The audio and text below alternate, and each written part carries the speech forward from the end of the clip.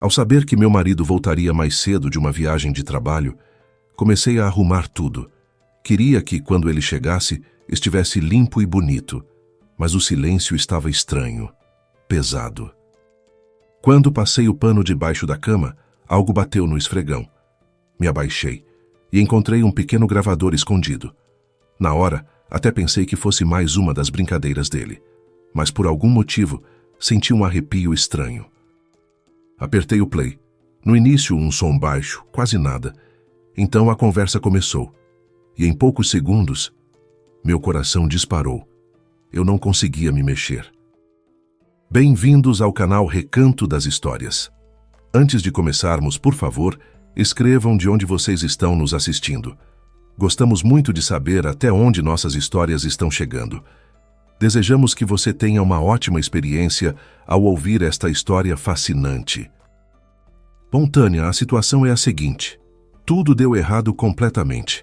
Chegamos aqui, entende, nesse fim de mundo, e nosso principal investidor, por causa de quem toda essa confusão aconteceu, para quem eu larguei tudo e vim até um lugar tão distante, acabou ficando doente ou aconteceu alguma coisa com ele. Enfim, ele não veio. Parece que não vão assinar o contrato conosco. Em resumo, nossa maré de azar continua, e eu tinha depositado as maiores esperanças nessa pessoa. Tanto tempo investido nele. No geral, minha viagem de negócios terminou antes do prazo.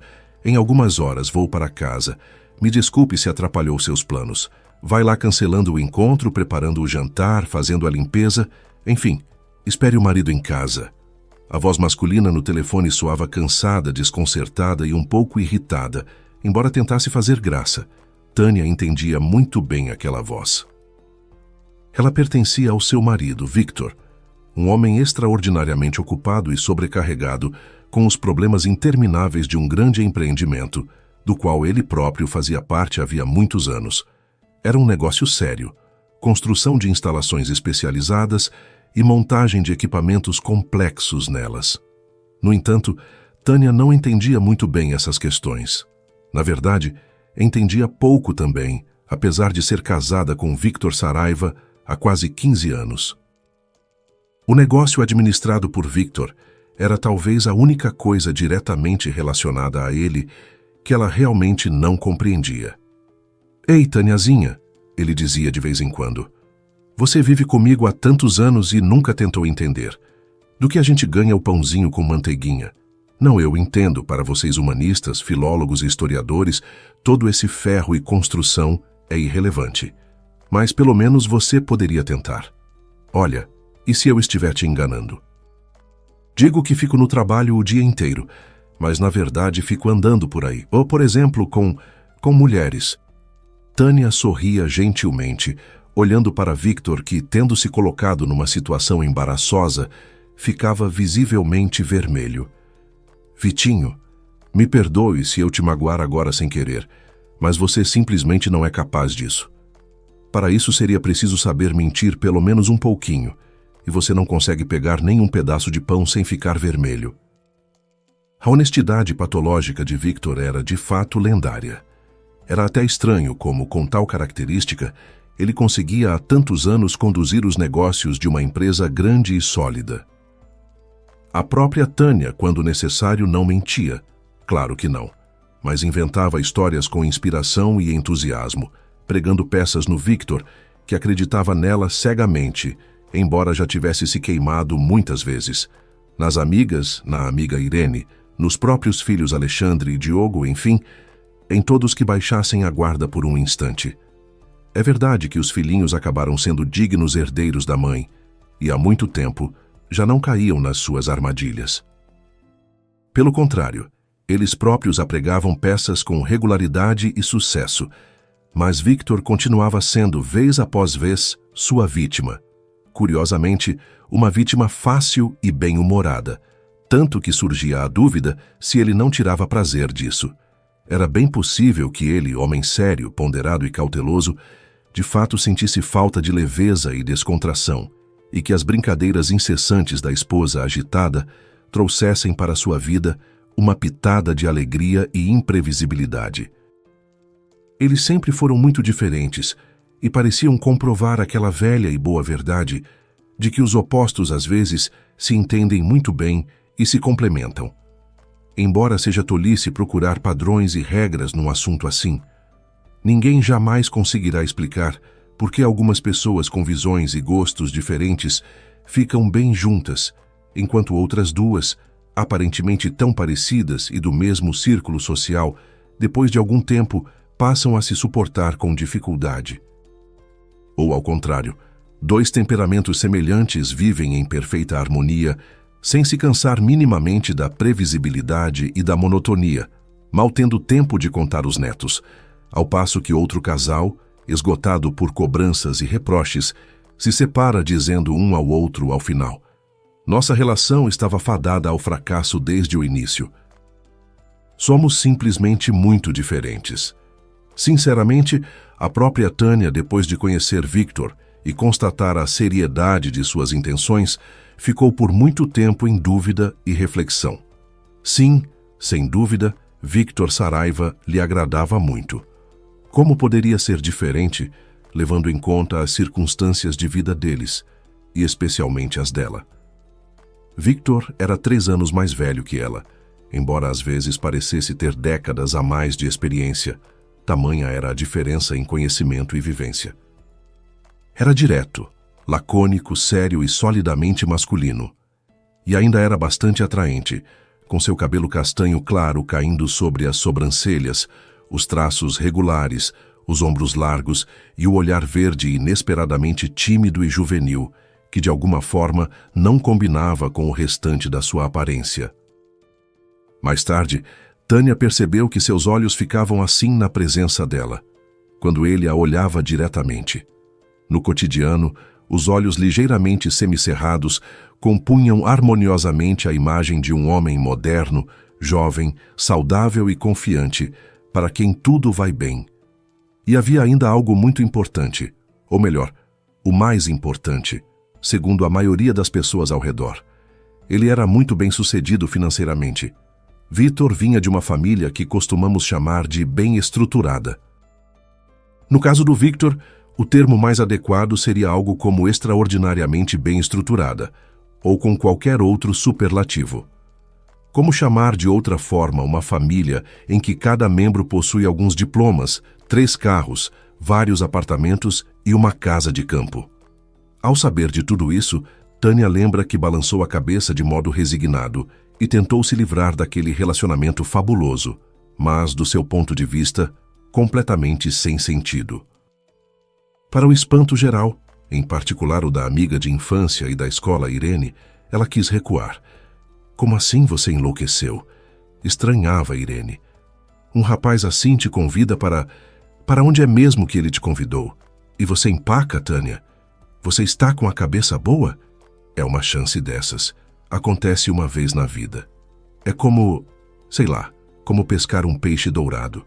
Exatamente. Todo mundo pensa isso, acenava Tânia. Só que eu não estou pescando. E o Victor não é nenhum peixinho. Ele com certeza também deve achar que fico com ele por causa do dinheiro que ele sempre tem. E de qualquer forma não tem nada para discutir. É tudo bobagem. Que tonta! Se espantava Irene. É verdade o que diz o ditado. A sorte sorri para os tolos. Queria que um rapaz assim aparecesse para mim. Eu saberia muito bem o que fazer com ele. Mas você, com seu escrúpulo ridículo, vai ficar na sua vida de professora para sempre. Então fico, resmungava Tânia em resposta. Mas pelo menos ninguém vai poder me acusar de ficar pendurada no pescoço de um herdeirinho rico. Mas por razões conhecidas somente por ele, o rapaz não desistia de Tânia. Ele ouvia em silêncio, com as sobrancelhas ligeiramente franzidas, as dúvidas e os avisos de Tânia. E depois simplesmente a pegava pela mão e a levava ao cinema, a um café, a uma área de lazer, para o campo ou para algum outro lugar, qualquer que fosse. E onde quer que fossem, era invariavelmente interessante e bom porque estavam juntos. Mais ainda, 1 ano depois, ele apresentou Tânia à sua família extraordinariamente bem estruturada, à avó, à mãe e ao pai. O pai, seu Osvaldo, era o chefe da família, uma espécie de patriarca que havia entregado os negócios ao filho há muito tempo e agora envelhecia de forma bela e prazerosa, em conforto e na companhia da mulher amada, Dona Helena. É verdade que junto com Dona Helena vinha também a própria mãe dela, a avó materna de Victor, uma senhora bem temperamental e irônica, que não perdia a ocasião de alfinetar o genro de cabelos brancos como se fosse um rapazinho e de receber uma resposta à altura. Ainda assim, era visível que entre todos os moradores da casa reinavam perfeita harmonia e respeito mútuo. Mas o mais surpreendente foi que a família Saraiva desfez por completo os estereótipos que Tânia tinha sobre pessoas ricas e seus costumes. Ela esperava encontrar olhares perspicazes e avaliativos, palavras educadas na forma, mas vazias no conteúdo, e uma recepção indiferente que claramente lhe diria: "Sabe o que, minha cara? Vamos tolerá-la por algum tempo, é claro, mas exclusivamente em consideração ao Victor, que por algum motivo achou por bem trazê-la até aqui." Mas você não está realmente pensando que isso significa algo relevante para você, está? Afinal de contas, com todos os seus inúmeros defeitos, pelo menos a estupidez não está entre eles. E você entende perfeitamente que nos esqueceremos de sua existência assim que a porta se fechar atrás de você. Não é verdade? Com especial apreensão, Tânia aguardava conhecer a mãe de Victor, Dona Helena, cuja foto o Victor, como um filho fiel e antiquado, carregava na carteira e mostrou a Tânia na primeira oportunidade. Da foto, olhava fixamente para ela uma mulher bonita, já bastante madura, mas com aparência impecável, de olhos verdes, professora universitária de línguas estrangeiras, uma mulher que havia passado a maior parte da vida em conforto e abundância. E sem palavras nem reflexões, era absolutamente claro que Dona Helena, com certeza, não sonhava com uma nora como Tânia para seu filho. De jeito nenhum. E as palavras do Victor de que seus pais não eram assim, que eram simples e acolhedores, que não havia nada de esnobe ou de rico exibicionista neles, é claro que não tranquilizavam Tânia. "Não desanime, Tânia", continuava a encorajá-la Victor. "Sabe, eu sou, como se diz, o caçula da nossa nobre família, uma criança tardia, quase um milagre." Me chamaram de Victor, de certo modo, simbolicamente. Algo como vitória sobre o tempo e as circunstâncias. Pois é, e eu usei isso a vida toda. Fiz o que quis. Agora vai ficar tudo bem. Já verá. Meus parentes são incríveis. E chegou aquele dia do primeiro encontro. A casa de campo dos Saraiva não decepcionou. Surgindo diante dela como uma mole magnífica de fachadas, janelas panorâmicas e um telhado complexo de múltiplas águas. Arbustos frondosos de hortênsias, alamedas de ciprestes, pilares e grades de ferro forjado. Tudo era deslumbrante e não lhe deixava a menor chance. Ela estava completamente abatida, quando de repente, Tânia recebeu sorrisos e apertos de mão de 3 pessoas muito experientes. E o homem, o pai de Victor, chegou até a abraçá-la pelos ombros. Os sorrisos eram largos, os apertos firmes, as vozes vivas e alegres. E tudo parecia perfeitamente genuíno e sincero, tanto que a vontade de acreditar nessa sinceridade se instalou. Talvez ela realmente tivesse caído bem ali. Bom, logo a situação se arranjaria sozinha. Eles assentariam à mesa de banquete e rapidamente perceberiam que ela não sabia nada de talheres, não sabia abrir ostras, comer peixe corretamente, não conseguia manter uma conversa inteligente e era, no geral, uma desajeitada sem modos. "Tâniazinha, você se importa se almoçarmos na varanda?" Ela ouviu a voz de Dona Helena. "Sabe, aqui, com esse tempo, é muito melhor do que dentro de casa. Ar fresco, flores. Além disso, hoje temos como prato principal um carneiro assado preparado segundo uma receita especial. Nós o comemos, por tradição, com as mãos, e é melhor fazer isso ao ar livre." "Com as mãos?" se admirou Tânia. Ela esperava ter que se debater dolorosamente com uma dezena de garfinhos e facas, sofrendo por não saber usá-los. E o próprio jantar ela imaginava, por alguma razão, como um evento falsamente solene, numa sala enorme e sombria, com uma longa mesa coberta de branco, onde pessoas tesas como paus, pálidas e sem sorriso, sorveriam vinho seco desagradável em taças de cristal. Com as mãos, imagina, riu Dona Helena. Provavelmente a gente a está chocando com nossa falta de refinamento. Mas meu querido marido passa meio dia preparando esse prato de acordo com uma receita secreta, obtida de certo respeitável sócio do interior. E proíbe terminantemente que o comamos do jeito que toda gente normal come, com talheres. Porque é uma blasfêmia comer esse prato com garfos, ouviu Tânia, atrás de si, a voz do seu Osvaldo Saraiva. Segundo essa tradição que aprendi com meu sócio, a carne preparada dessa forma deve ser saboreada com as mãos para que os aromas e sabores sejam aproveitados por completo. Comer assim não é só prazeroso, mas também saudável para a digestão. As sensações táteis se transmitem diretamente das pontas dos dedos e deixam tudo muito mais gostoso. Mas falando sério, Tâniazinha, é incrivelmente divertido e saboroso. Já vai ver. Espero que goste. Me esforcei muito. Afinal, hoje é um dia muito especial para nós. Tudo bem, Osvaldo, chega de palestra. Leva a sua panela para a varanda, interveio Dona Helena. Não sei quanto à digestão, mas o estômago já está reclamando faz tempo. Ela riu. Só que, meu querido, os guardanapos eu vou colocar na mesa assim mesmo. Limpar as mãos engorduradas na roupa eu me recuso categoricamente. Acho que nossos convidados vão me apoiar. Pouco depois, Tânia estava sentada na varanda coberta de verde, inalando o perfume das ervas e especiarias que se entrelaçavam num buquê surpreendente, e praticamente ouvia seu estômago roncar. Os donos da casa faziam graças um com o outro, riam e disputavam entre si para oferecer-lhe bebidas, guardanapos, legumes e assuntos de conversa. O consumo do prato extraordinariamente saboroso terminou num escândalo de brincadeira. Seu Osvaldo, cujo talento culinário todos reconheceram entusiasticamente, incluindo a encantada Tânia, realizou mesmo assim o ritual e limpou as mãos na própria camiseta, pelo que recebeu imediatamente uma bronca da esposa. Em suma, a noite do primeiro encontro terminou na mesma nota surpreendente em que havia começado. E por mais que Tânia se esforçasse para perceber, não conseguiu notar olhares tortos, sorrisos irônicos ou caras de nojo em sua direção. Tâniazinha, devo lhe dizer francamente, você agradou muito a todos nós, declarou o chefe da família na despedida. Em alguns momentos até mais que o Victor, especialmente quando, ao contrário dele, o bajulador da mamãezinha, você me apoiou, e não essas tolices de boas maneiras à mesa. Ficaremos muito felizes se você vier nos visitar com mais frequência. As palavras do mais velho, ela valorizou naquele momento, mas ainda assim as tomou como mera formalidade de um homem educado e hospitaleiro.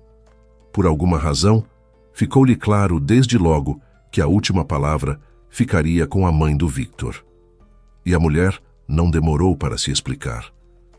Vejo que você ainda está esperando alguma cilada, alguma armadilha da nossa parte, e especialmente da minha. Dona Helena olhava a interlocutora com seriedade. E está completamente errada em fazer isso. De fato, não tenho nada contra o relacionamento de vocês com o Victor, e meu marido já a considera uma jovem maravilhosa. Ela fez uma pausa, esboçou um sorriso quase imperceptível e continuou.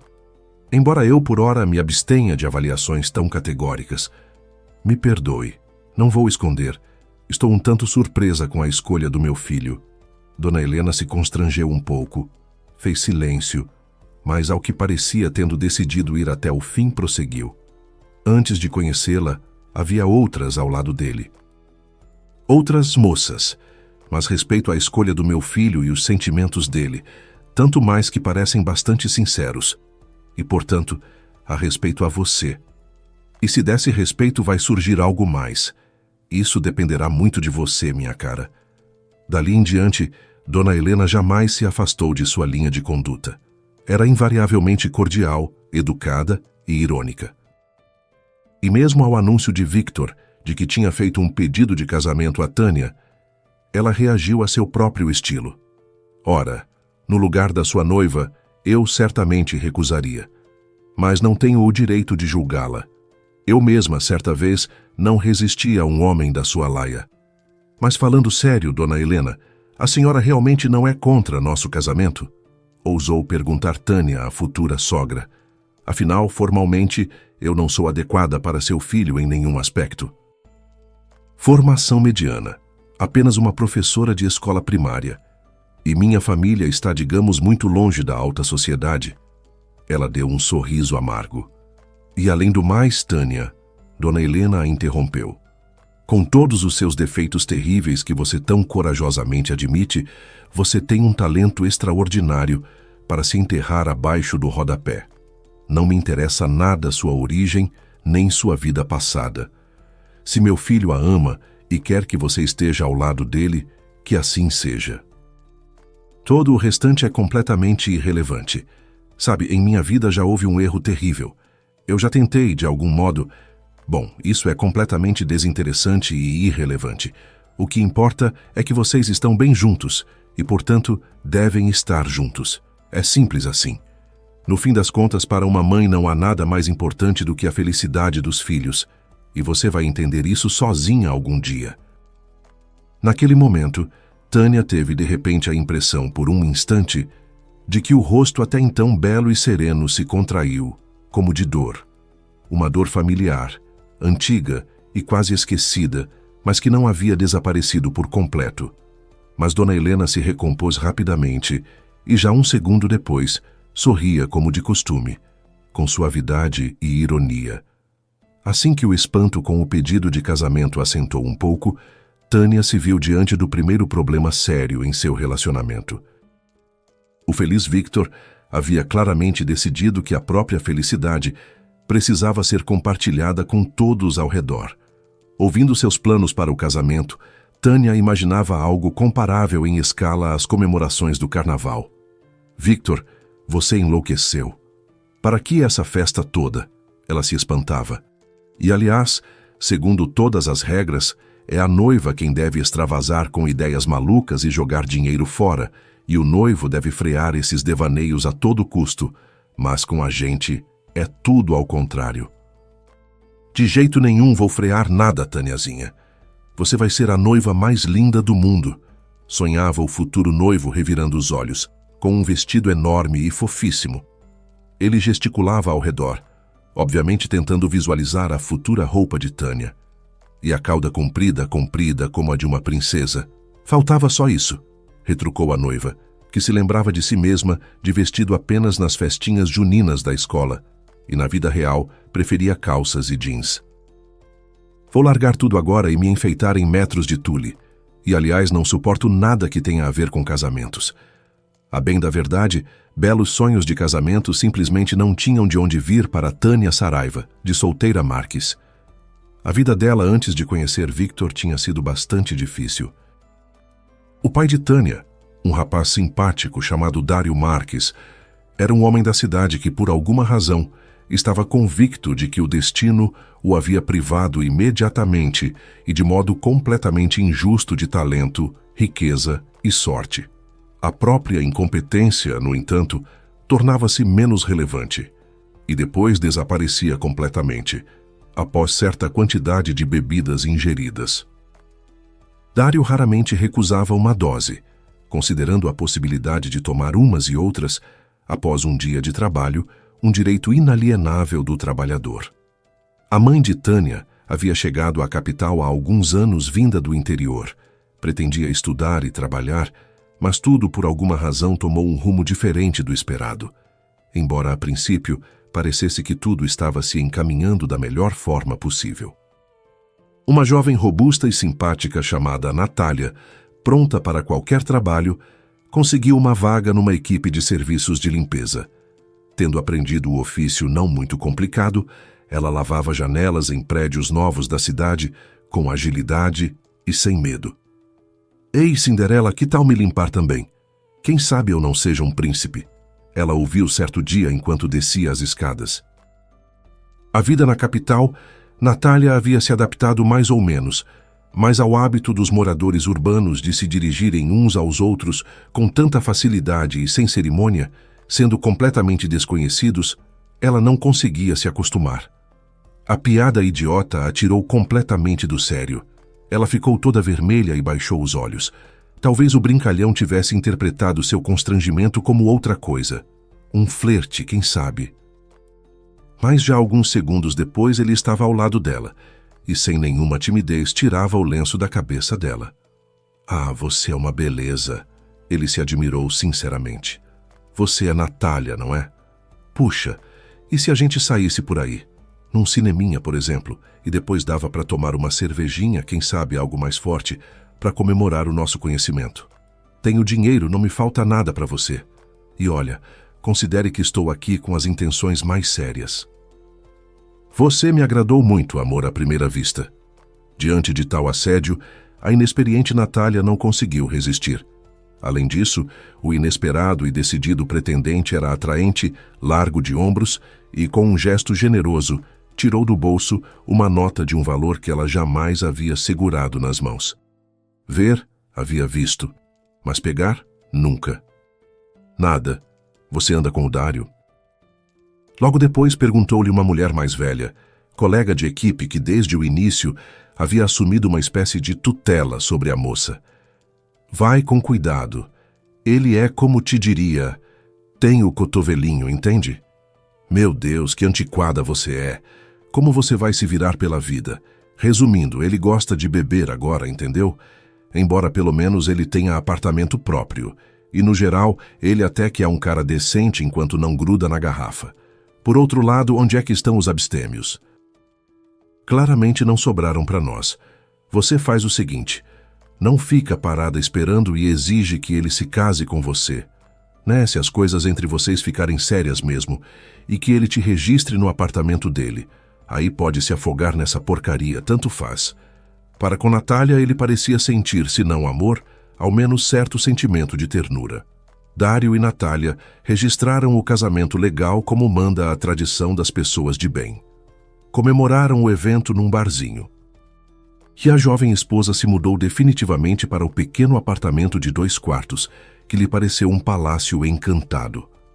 O fato de as paredes do palácio estarem descascadas, de lâmpadas nuas pendurarem do teto e de um buraco ocupar o lugar do vidro na porta da cozinha, com cacos salientes nas bordas, tudo isso era irrelevante.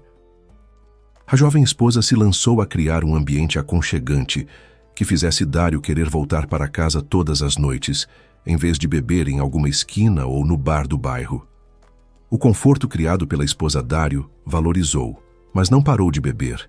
Apenas passou a preferir fazê-lo no aconchegante ambiente doméstico, com uma excelente petisqueira quente e um sofá macio, no qual era muito mais agradável cair do que na calçada fria e dura.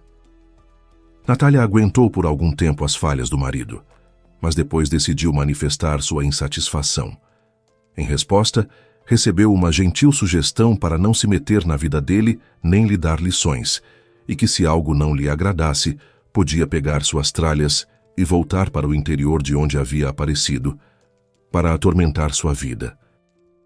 Talvez Natália tivesse feito exatamente isso, mas naquele exato momento percebeu com alegria assustada que agora era responsável não só por si mesma, mas também por uma pequena centelha de vida que havia se acendido dentro dela.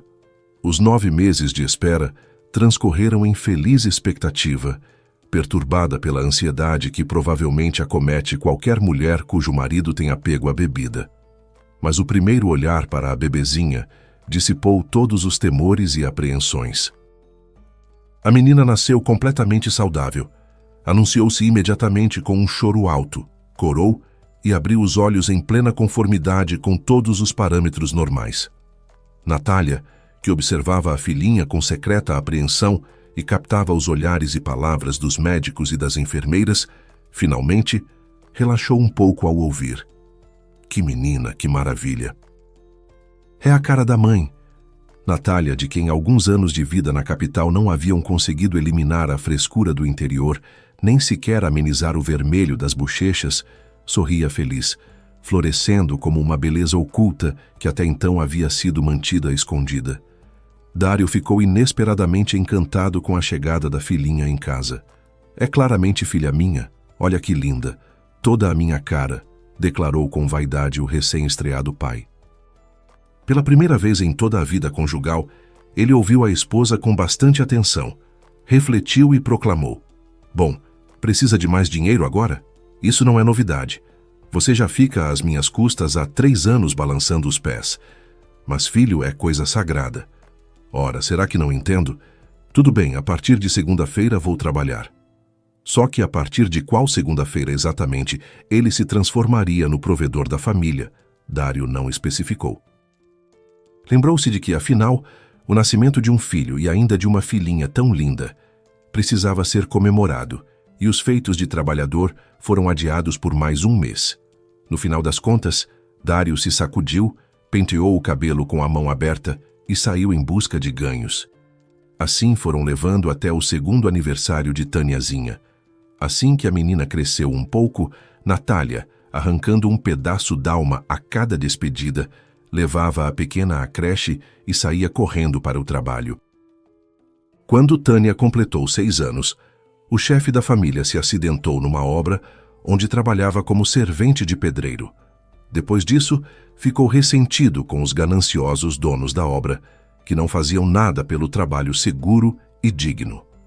Com os colegas idiotas que não tiveram o bom senso de ajudá-lo e apenas ficaram olhando com malícia, enquanto o Dário beberrão voava do monte de tijolos.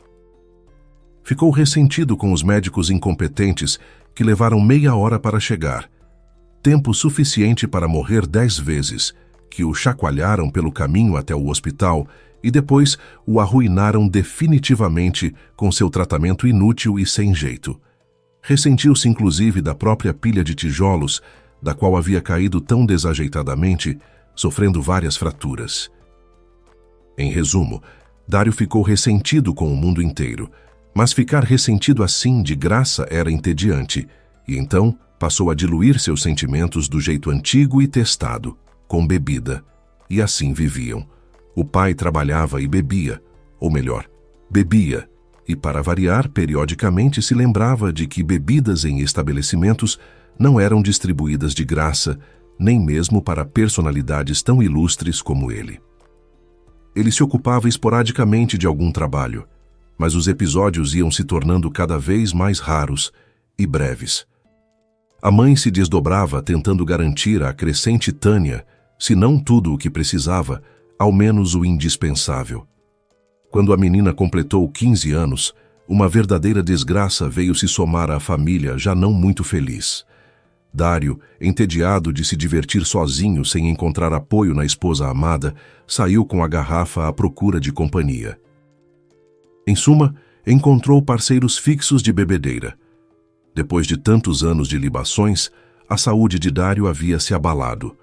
A aparência também havia perdido a atratividade de outrora, mas o temperamento havia permanecido o mesmo, agitado e brigão. As tendências de liderança do Dário beberrão nem todos da turma apreciaram, e a mais recente rodada de bebedeira terminou com a chegada de viaturas policiais. Uns foram levados ao hospital, outros direto para trás de portas fechadas. Dário ficou entre os últimos, recebeu alguns anos de pena, e 6 meses depois morreu de forma silenciosa e incompreensível. Tânia, apesar das terríveis circunstâncias familiares, não cresceu como uma pessoa tímida, na opinião de alguns, até muito ousada para a filha de um alcoólatra criminoso notório e de uma faxineira. Quando Tânia ouvia tais caracterizações de sua família, resolvia a situação com rapidez e sem piedade pelos autores, sem considerar as consequências, como convocações da mãe exausta à escola ou até advertências do inspetor de menores. Embora o tio Valdir, como ela chamava desde pequena o principal policial do bairro que morava vizinho à desastrosa família Marques, se não apoiava abertamente as batalhas de Tânia pela honra, pelo menos não as condenava. A mãe, por sua vez, jamais conseguia nem repreender a filhinha, quanto mais levantar a voz. E ainda assim Tânia Marques não cresceu grosseira, nem brigona. Em tudo o que não dizia respeito à honra da família, ela era uma menina absolutamente comum, simpática, saudável, bastante esforçada, inteligente e independente. Ainda assim, as difíceis circunstâncias familiares a haviam, sem dúvida, forjado. Depois da escola, vou para a faculdade de pedagogia. Ela anunciou à mãe no 2º ano do ensino médio. Para onde? Natália ficou boquiaberta. Ora essa, Tânia, vai ensinar as crianças a fazer bagunça? Não, vou ensiná-las a respeitar umas às outras, independentemente de os pais terem dinheiro ou não. A jovem respondeu com seriedade. Tânia concluiu a faculdade. Trabalhou alguns anos na escola e o destino, ao que parece, decidiu recompensá-la de uma só vez e por tudo. Ela conheceu Victor Saraiva e se casou com ele. O casamento foi um elegante compromisso entre os pontos de vista bastante ascéticos da noiva e os sonhos desmedidos do noivo abastado. Eles criaram 2 rapazes excelentes, Alexandre e Diogo. Os meninos alegravam com as notas e as habilidades, às vezes entristeciam com o comportamento, surpreendiam sinceramente ou levavam ao desespero. Em suma, eram filhos normais, amados e que amavam. Os anos iam se sucedendo um após outro, dividindo-se em segmentos habituais. Eles celebravam o Natal e o Réveillon, adorados por toda a família. Depois chegava o verão, cheio de calor, da agitação da cidade e do perfume do famoso e sempre maravilhoso prato do sogro nos fins de semana. Depois os meninos se arrumavam para a escola, mais tarde para as faculdades, e Tânia começava a pensar na difícil e longa lista de presentes de fim de ano. E acontecesse o que acontecesse em suas vidas, o que permanecia invariável era a relação deles entre si e a gratidão de Tânia pelo sentimento de amor, paz e solidez que o marido lhe proporcionava, onde quer que estivesse e o que quer que estivesse fazendo. E então Victor ligou de mais uma viagem de negócios, desta vez fracassada. Ora, acontece. Embora fosse estranho, com Victor tudo estava sempre sob controle. E, de repente, esse vexame. Ele combina uma reunião com um investidor muito importante para os negócios, planeja o encontro no local de construção do novo complexo industrial e o sujeito simplesmente não aparece, invocando algum pretexto formal. E, aliás, ultimamente nos assuntos da empresa, vinham se delineando tendências nada boas. Vários negócios promissores caíram por terra. Choveram fiscalizações extraordinárias intermináveis, que roubavam de Victor, como proprietário e diretor, enorme quantidade de nervos, forças e tempo. E alguns meses atrás aconteceu algo simplesmente inconcebível. Do escritório central, desapareceram documentos importantes com informações comerciais sobre os planos da empresa para o futuro próximo, e todos os esforços da equipe de segurança não levaram a uma resposta para a pergunta: o que está acontecendo? Victor chegou a ter problemas de saúde por conta da preocupação. Aliás, pela primeira vez na vida.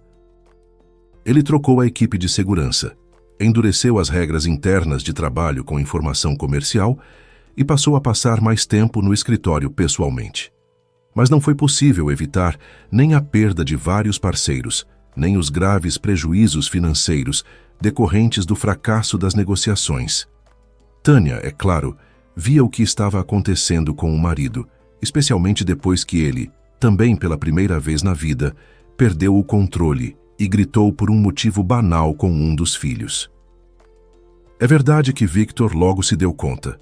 Pediu desculpas longa e calorosamente aos meninos e a Tânia, mas um resíduo desagradável ficou para todos assim mesmo.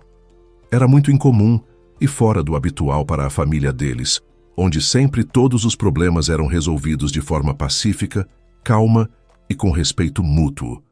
Ela tentou conversar com Victor, desejando de todo o coração ajudá-lo. Mas o que ela poderia realmente fazer? Nos assuntos de negócios ela, humanista até os ossos, nunca entendeu nada. Muito menos num negócio tão complexo como o que o marido administrava. E além do mais, o próprio Victor não queria, como ele mesmo dizia, sobrecarregá-la com os próprios problemas. Ele era infinitamente grato a ela pela disposição de ouvir, de compadecer, de acenar a cabeça com consolo e simplesmente de sentar ao lado no sofá, encostados um no ombro do outro. Sinto que aliviou. Até parece que a cabeça ficou mais leve, dizia Victor invariavelmente, sorrindo depois dessas sessões silenciosas. Obrigado, Taniazinha. Se você ainda me alimentar com a sua maravilhosa feijoadinha e ainda com farofa, tudo vai ficar no lugar. Ela sorria em resposta. Claro que o alimentava com o prato favorito. Mandava os filhos ficarem quietos ou pararem de bater as portas com força. E olhava para Victor com preocupação, às escondidas, para que ele não percebesse. Sem dúvida, ele havia emagrecido, abatido, havia quase parado de sorrir. E principalmente havia desaparecido nele o que sempre o distinguia em qualquer ambiente, aquela sensação de confiança, inabalável e independente de qualquer coisa. Ele até parecia ter ficado mais baixo, provavelmente por estar encurvado de forma estranha e desjeito, como se estivesse constantemente esperando um novo golpe, e sem saber de onde viria esse golpe. Ele, Victor Saraiva, que sempre soube tudo sobre todos, que enxergava os acontecimentos com um ano de antecedência e era para eles, para a família, um verdadeiro escudo indestrutível contra todos os problemas e adversidades. E agora, parecia que ele próprio precisava de ajuda e proteção. E essa voz com que ele falava agora, embora tentasse fazer graça, cansada, irritada, desconcertada, era também algo completamente novo em Victor. E o fato de ele não ser mais capaz de esconder essas emoções dela, de Tânia, embora antes ela nunca sequer suspeitasse de suas dificuldades, esse fato também dizia muito. Tânia desligou o telefone, colocou-o na mesinha de cabeceira e inconscientemente passou o dedo pela superfície. Depois ficou olhando fixamente para ela, ou melhor, para a faixa de pó bem visível que havia se acumulado ali. Era simplesmente assombroso de onde vinha tanta poeira em tão pouco tempo. Pois havia muito pouco tempo, literalmente anteontem, ela havia feito uma limpeza úmida. E já havia de novo uma leve camada esbranquiçada sobre os móveis, e ao longo dos rodapés, a mesma poeira invencível de sempre. Claro que a grande cidade lá fora faz sua parte. E os dois meninos que ficam indo e vindo sem parar, tirando os sapatos às vezes bem além do tapete da entrada, não ajudam em nada na limpeza. De modo que as palavras de Victor sobre a limpeza antes de ele chegar não eram bem uma metáfora. Era preciso mesmo passar um pano no chão, não? Tânia suspirou e foi para o banheiro. Apesar de todo o peso do suspiro que havia acabado de soltar, as tarefas domésticas ela estranhamente gostava, e mesmo tendo a possibilidade de contratar, por exemplo, um especialista de uma empresa de limpeza, preferia fazer a arrumação ela mesma. Primeiro, porque a labuta doméstica sempre a acalmava e lhe dava a possibilidade de pensar nos seus assuntos pessoais. Segundo, porque durante a limpeza, ela sempre encontrava objetos e coisas perdidas há muito tempo sem esperança. Por exemplo, os pares faltantes das meias dos filhos, carregadores de celular, ou a velha agenda surrada de Victor, que como enfeitiçada vivia caindo nos lugares mais inacessíveis e transformava as noites do seu dono em lamentações intermináveis. Tânia, você viu minha agenda? Fico de mãos atadas sem ela. Quantas vezes já disse para mim mesmo, passa tudo para o celular. Terceiro, a tarefa de organizar um apartamento grande, confortável e lindamente reformado sempre parecia a Tânia uma brincadeira de criança, comparada com as faxinas no velho casebre dos pais onde ela havia crescido. E, acima de tudo, aquele era o lugar onde ela havia sido muito feliz por tantos anos, onde seus meninos cresceram, onde tantas tardes aconchegantes haviam sido passadas ao lado de Victor, o ser mais compreensível e querido do mundo para ela. Em suma, era onde ela era feliz. E permitir que alguém de fora andasse por ali com seus jeitos, mexesse e deslocasse as coisas deles, deixando um rastro de presença alheia, por mais imperceptível, ainda assim sentido, Tânia não conseguia. Que considerassem isso tolice, capricho, sinal de suas origens humildes, tanto faz. A ordem em sua casa ela manteria somente com as próprias mãos. Ela pegou o esfregão e começou a vasculhar vigorosamente debaixo dos móveis, resmungando enquanto retirava de lá flocos e rolos de poeira, as onipresentes meias dos filhos e até o tênis do Alexandre, que havia ido parar debaixo do armário de forma inexplicável. Chegando ao quarto do casal, ela enfiou o esfregão debaixo da cama com desenvoltura e ficou paralisada. Lá embaixo, algo claramente havia batido de leve no esfregão e se deslocado. Tânia olhou para baixo e depois se deitou de vez no chão, esforçando-se para alcançar o objeto misterioso e inesperado. Depois de 1 minuto de bufadas, resfolegados e palavrões, ela examinou a descoberta com surpresa. Era um pequeno gravador portátil, um dos equipamentos que Victor costumava usar na empresa para registrar reuniões e negociações. Ela o reconheceu de imediato.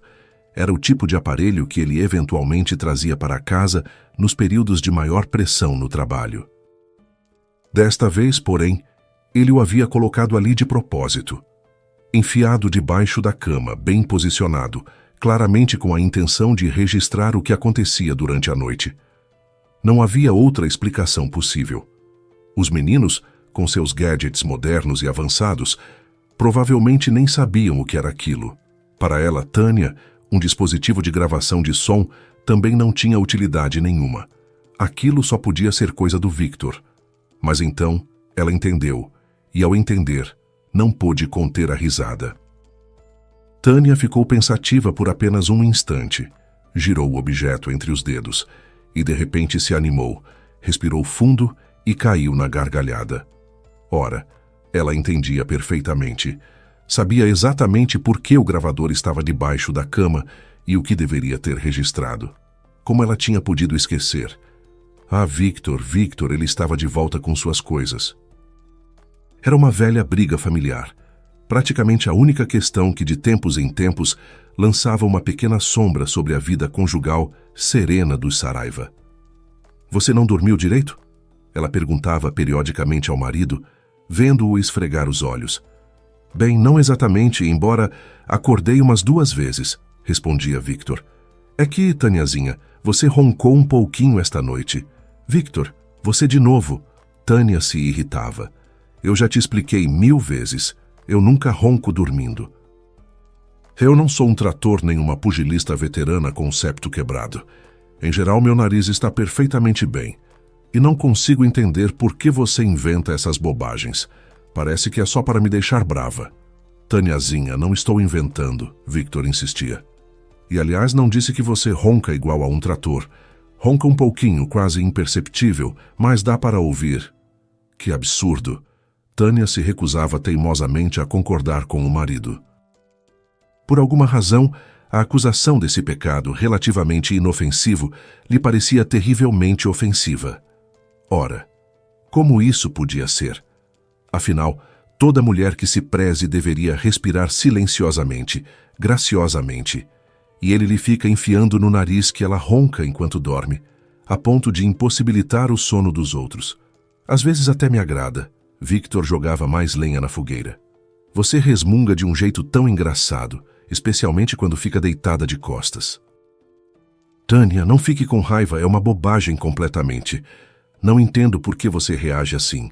Sabe, algum dia vou te gravar no celular ou no gravador, e aí você vai entender que não estou mentindo por maldade. Só ouse tentar, vai me gravar. Tânia se embirrava e logo se corrigia. Mas, aliás, não tem nada para gravar porque isso simplesmente não pode existir. Essa conversa meio brincalhona, meio séria, se repetia entre eles havia muitos anos, tornando-se uma espécie de piada familiar. Tânia se indignava e negava tudo como de praxe, e Victor ameaçava finalmente realizar a gravação reveladora. E eis que ela encontrava debaixo da cama exatamente isso, o gravador posicionado ali de caso pensado, a prova de que dessa vez ele havia cumprido a ameaça de tantos anos. Tânia olhou furtivamente ao redor, como se não estivesse completamente sozinha em casa, como se alguém pudesse estar escutando. Rebobinou a fita um pouco para trás e ligou. Ela prestou atenção nos sons que se ouviram. Depois, como se não acreditasse em si mesma, colocou o gravador no ouvido e de repente se sacudiu num riso silencioso. Sim, com toda a certeza. Era um ronco, baixinho, não muito forte e quase não irritante, mas estava lá. E não haveria mais como contestar esse fato. Ora, ela havia perdido a briga de tantos anos com o marido amado. E a única coisa que ela poderia fazer nessa situação era reconhecer que ele tinha razão e se arrepender de anos de acusações infundadas à percepção auditiva do Victor. Talvez presenteá-lo, pobrezinho infeliz, com tampões de ouvido para seus ouvidos tão sofridos. Tânia deu mais uma risada e, ainda não acreditando completamente no que havia ouvido, rebobinou a fita e, quase que mecanicamente, sem motivo, ligou o gravador de novo. E, aliás, preciso ter certeza de que você vai fazer o que prometeu. Soou uma voz feminina, bem aguda e bastante cortante. Ouça, Inara, conversamos sobre isso tantas vezes. Ouviu-se em resposta. É claro que vou cumprir tudo o que prometi. Afinal, te amo. Assim que eu conseguir o que preciso, a gente vai embora daqui e eu me caso com você. Você é uma mulher inteligente.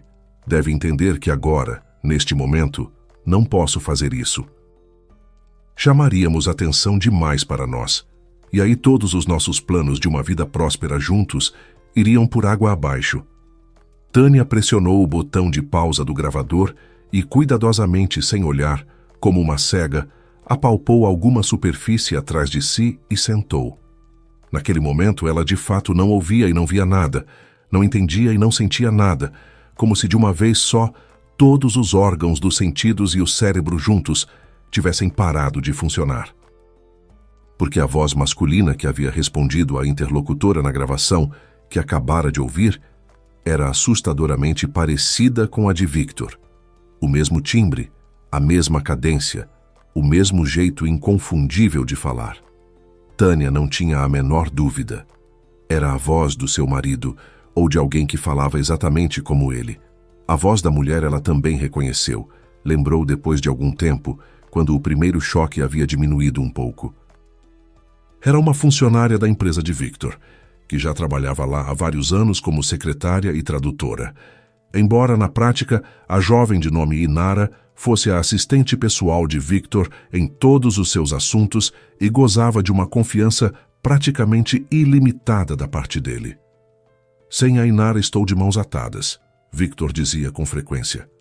Ela é uma pessoa de inteligência rara, de honestidade e princípios de cristal. Há poucas pessoas no mundo em quem confio tanto quanto nela. Ora, o desfecho mais previsível, Tânia pensava, cansada. A menina faz carreira. Afinal, quanto tempo dá para ficar de assistente pessoal e secretária? É hora de subir um degrau a mais, se tornar amante e depois, quem sabe, esposa e sócia. Mas ele, Victor, como pôde? A seguir vinham pensamentos que repercutiam nela como uma dor surda e sem saída. Ela os enxotava, mas eles esperavam algum tempo e voltavam com todo o seu peso insuportável, que tornava difícil respirar e se mover. Quanto tempo ficou sentada no canto do sofá, encolhida com a cabeça entre as mãos, ela não soube dizer. Obviamente muito tempo, porque ao voltar finalmente a si, percebeu o crepúsculo que havia se adensado do lado de fora da janela, e a lombar anquilosada de tanto imobilismo e a perna dobrada debaixo do corpo latejavam visivelmente. Nossa, que escuridão e silêncio!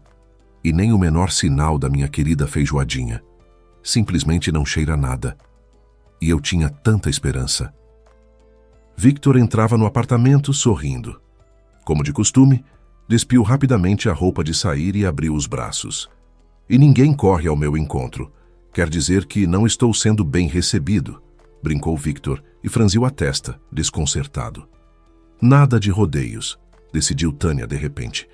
Não vai ficar interrogando e extraindo de Victor informações. Não vai ficar de tocaia para apanhá-lo em flagrante ou, como se diz, pegá-lo no ato com a amante. Para tudo isso, ela ainda o respeita e o ama demais. Sim, ama, apesar da dor e da tristeza que apertam o coração.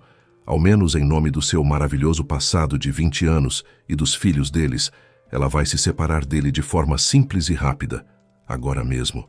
E num gesto de mágico que tira um coelho da cartola, ela colocou o gravador maldito sobre a mesa. Ah, encontrou mesmo embaixo da cama, claro.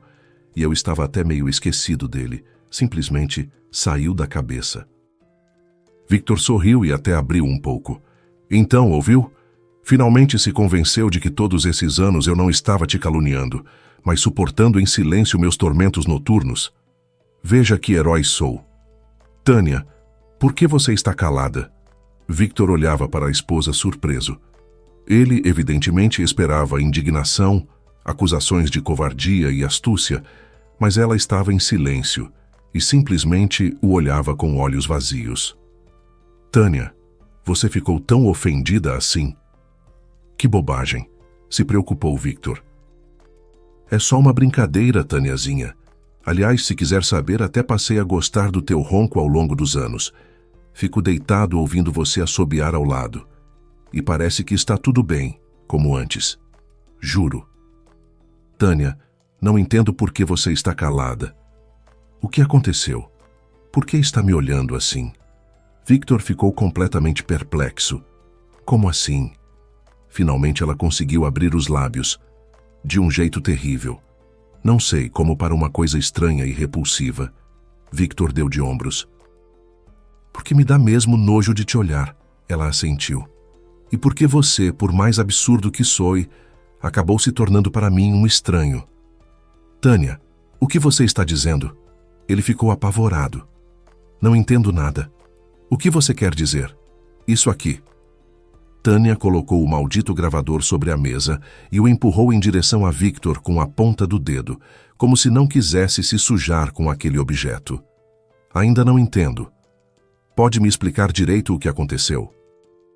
Como o seu gentil roncozinho me transformou num estranho.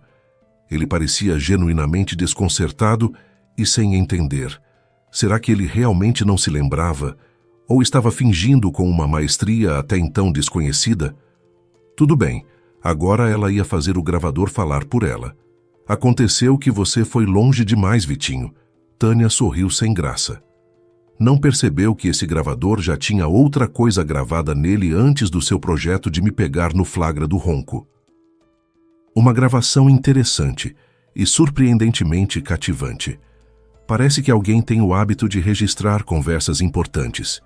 E desta vez se esqueceu de apagar antes de usar o aparelho para outras finalidades. Chega, Victor.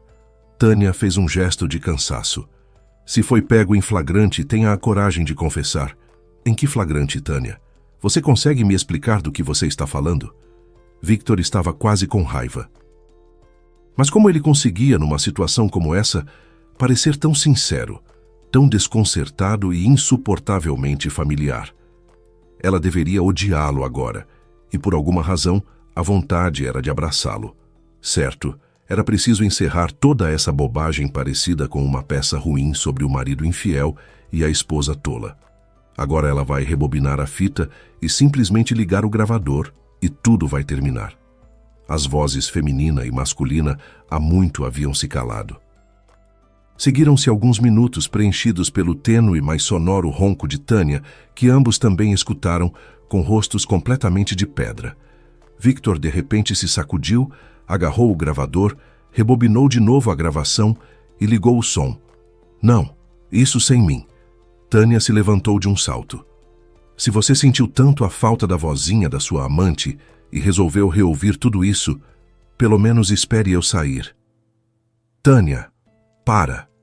Victor largou o maldito gravador sobre a mesa e se levantou atrás dela. Tâniazinha, minha querida, por que você achou que essa voz na gravação é a minha? Olha nos meus olhos e me diz, você realmente acredita que sou capaz disso? Olha, para de vez, tá? Não me humilhes fazendo de mim uma idiota. Tânia se indignava. Vai dizer agora que a segunda voz não é da sua maravilhosa e super honesta Inarinha? A voz feminina pertence sem dúvida a Inara, assim como o gravador. É um equipamento corporativo da empresa. Foi ela quem fez essa gravação. Eu peguei o aparelho da mesa dela sem verificar o que havia nele. Trouxe para casa e o coloquei debaixo da cama para realizar, enfim, minha velha promessa de te pegar no flagra do ronco. Não imaginei, é claro, o que estava gravado ali antes. Certo. E ela fez essa gravação para você não fugir dela, amada. Tânia sussurrou. Pelo amor de Deus, Tânia, aciona o teu senso de humor, já que todos os outros falharam de repente. Tânia, minha querida, pensa um pouco. Eu e a Inara. Você está bem da cabeça? Escuta com atenção. Não sou eu quem está falando nessa gravação. A voz é parecida com a minha. Muito parecida, estranhamente parecida. Mas não é a minha. Existe apenas uma pessoa no mundo que fala com esse mesmo timbre, essa mesma cadência. E agora preciso entender quem é essa pessoa e o que está acontecendo. Devagar, com cautela, como alguém andando sobre um gelo fino que range a cada passo, Tânia se pôs a escutar suas próprias sensações e, de repente, expirou, feliz e aliviada. É claro. Como ela pôde pensar isso sobre Victor, sobre o seu Victor, tão familiar, amado e compreensível? Mas essa já é outra questão, e é muito importante. Victor se recompôs e instantaneamente se tornou outro. Concentrado, atento, tal como seus parceiros de negócios e subordinados o conheciam há muitos anos. Sabe, minha querida, não foi por acaso que você tomou essa voz na gravação pela minha. Ela é de fato extraordinariamente parecida. O mesmo timbre, o mesmo jeito de falar, como se fossem a mesma pessoa. Conheço apenas uma pessoa no mundo que fala assim, mas jamais poderia imaginar que ela reapareceria na minha vida, na nossa vida, e muito menos desse jeito. Victor ficou em silêncio por um longo momento, como se estivesse repensando e assimilando tudo de novo. Havia empalidecido, fechado os olhos como de dor, e depois o rosto se contraiu num espasmo leve. Ele passou a palma por ele, como se tentasse apagar alguma coisa viscosa e repugnante, como costumamos puxar rapidamente a mão, tentando nos livrar o mais depressa possível de uma teia de aranha que ficou grudada.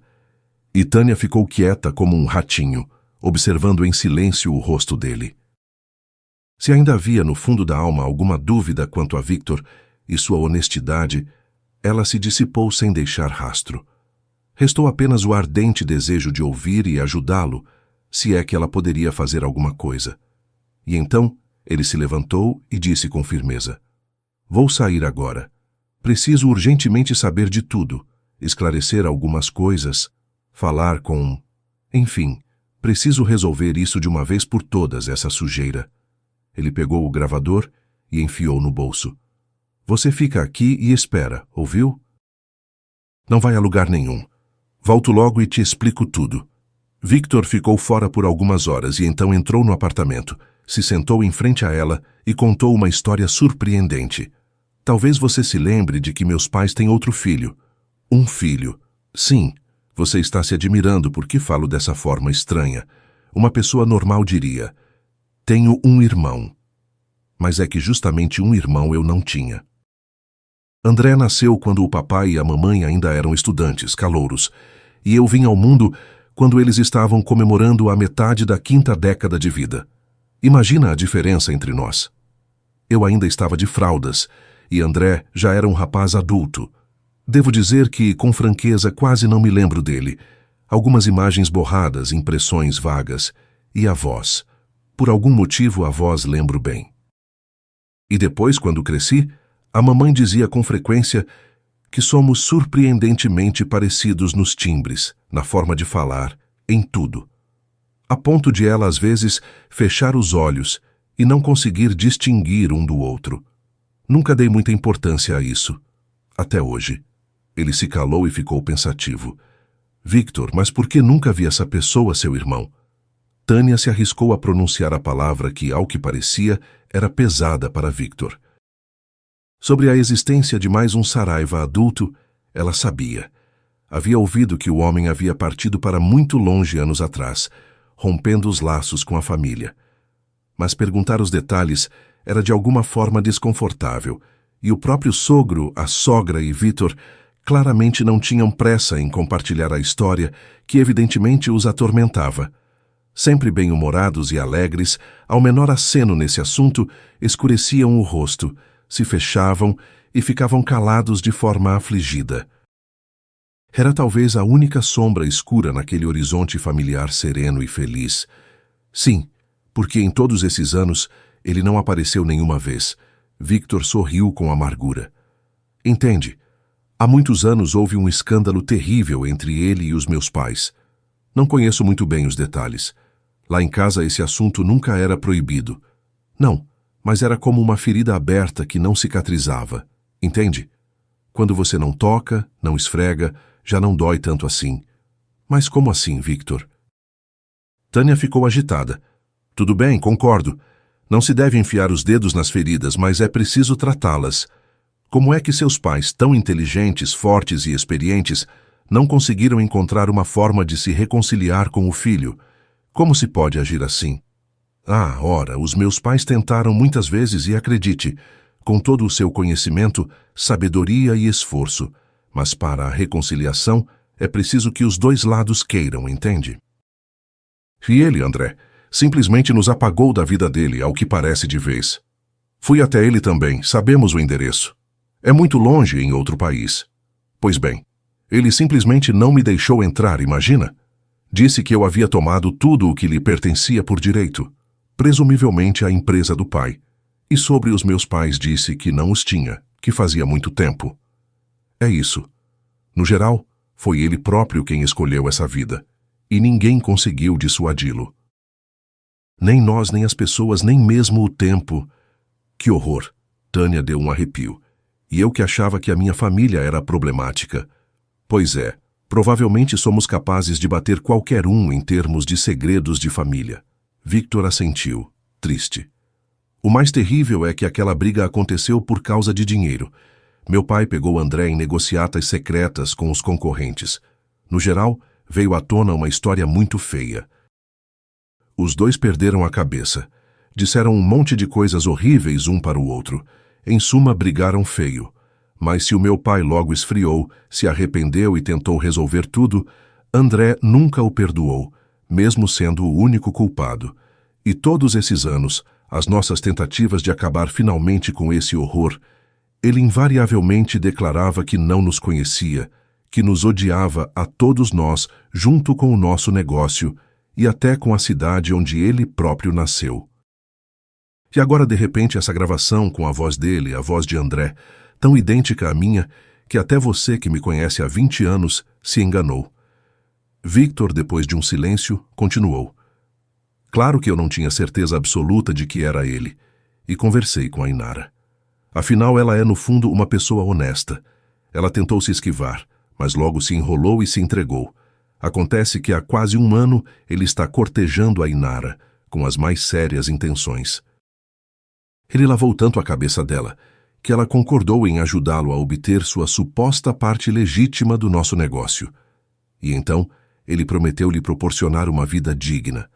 Só que a Inara, no fundo, não confiava completamente nele, e por precaução, sem que ele soubesse, gravou uma das conversas mais comprometedoras no gravador da empresa. Queria ter uma prova nas mãos caso as coisas saíssem errado. O gravador ficou na mesa dela. Eu o peguei para usar em casa sem verificar o que havia nele, e foi assim que a gravação da Inara acabou chegando debaixo da nossa cama, revelando muito mais do que meu projeto de provar o seu roncozinho. E todos os nossos problemas com o roubo de informações, a perda de parceiros, as fiscalizações extraordinárias, é obra dele. Imagina. Que história! Tânia expirou. Mas que estupidez da parte dessa pessoa. Por que prejudicar uma empresa que você quer tomar para si? Bem, provavelmente ele queria que a gente ficasse nervoso, começasse a vender parte dos ativos, se endividasse. De qualquer forma, é mais fácil arrancar um pedaço de uma empresa que está oscilando do que entrar numa briga com pessoas sólidas e confiantes em si. Mesmo assim, não sei todos os seus planos e cálculos, e, aliás, não me interessam. Em toda essa incrível história, o mais surpreendente é outra coisa. Victor abraçou Tânia, beijou-a na bochecha e olhou nos olhos dela. Pois afinal o que salvou todos nós de problemas, de uma possível ruína e até da perda da empresa. Pensa só, o gentil ronquinho da minha esposa. E os dois caíram numa gargalhada feliz.